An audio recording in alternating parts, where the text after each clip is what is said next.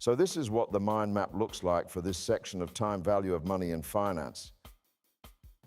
It branches out into two subsections. We'll first begin with fixed income and TVM.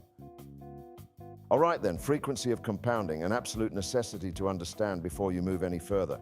It's so simple. All you have to ask yourself is, how many of these happen to be in a single year? We have 365 days in a year, 52 weeks, 12 months, 4 quarters, 2 semis, and 1 year in a year. Easy, right? Now all you have to do is to multiply n by this number and divide the interest rate by this number. The number you choose will depend on the frequency of compounding specified in the question. Once the numbers for n and interest rate is calculated, simply input them into the calculator. The subtle difference is that you obviously don't apply it in bonds that don't pay coupon payments but do in bonds that do pay coupon payments. Speaking of coupon payments, this will determine what type of question it is and how to tackle it. The term payments or PMT on your calculator are the same thing. The skeleton involving all questions is the genetic timeline with your regular suspects. Present value, future value, and payments in between.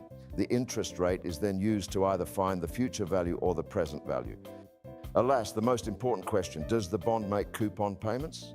If no, it's called a zero coupon bond, a bond that doesn't pay anything. This means you will enter nothing under PMT in the calculator. An easy way to identify this type of question is that the question will always state the term zero coupon. The second thing you want to pay attention to is the frequency of compounding, which will always be given in the question. The rest is a simple plug and play, and that's it, you're done. Just note that the question could either ask for you to find the present value or the rate of return. Okay, let's jump into some practice questions. With enough practice, there shouldn't be a need to write this down on paper. You would have the liberty to directly input everything straight into the calculator. I'm only doing it here for demonstration purposes.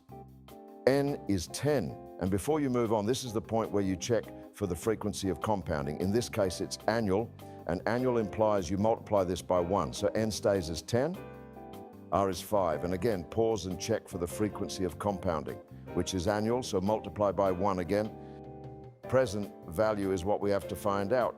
Payment is obviously 0 because this is a zero coupon bond, and future value in this case is 500. Now simple plug and play into the calculator to drive at the present value.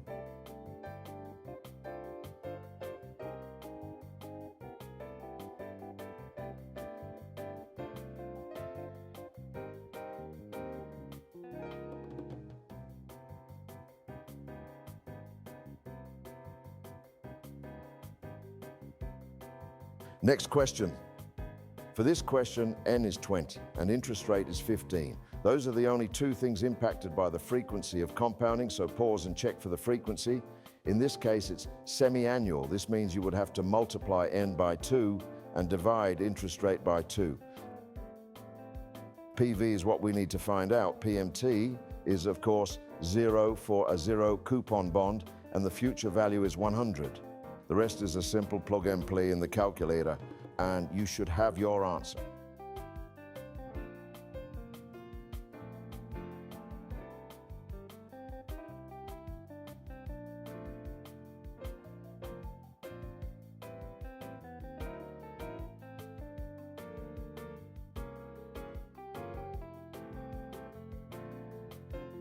This question is an interesting one, and make sure to bookmark it for repetitive practice during your revision so you have it down.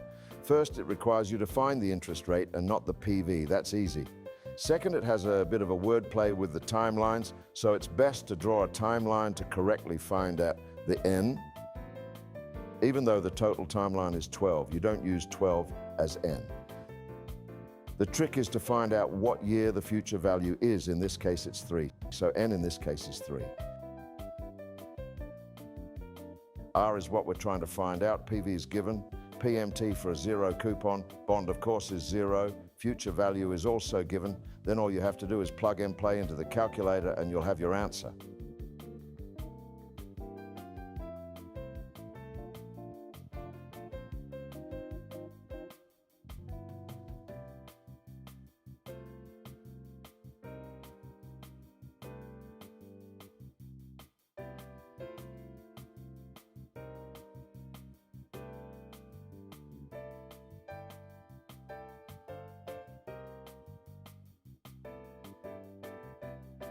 And that's it for zero coupon bonds, folks. Easy peasy, lemon squeezy.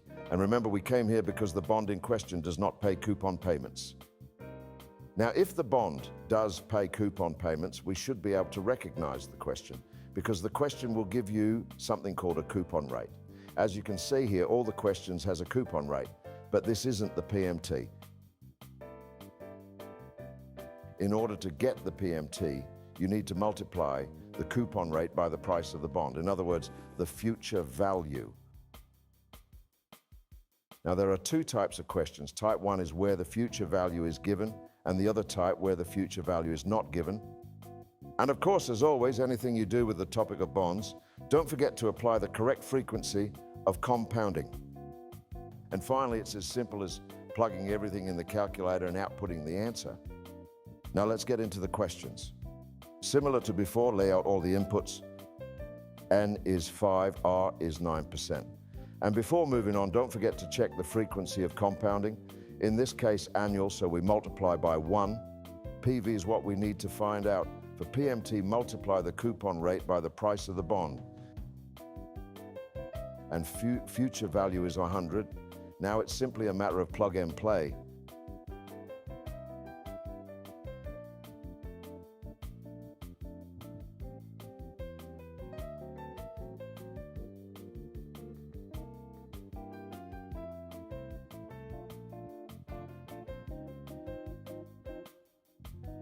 Next question, N is 30. Frequency of compounding is annual, so we leave it as 30.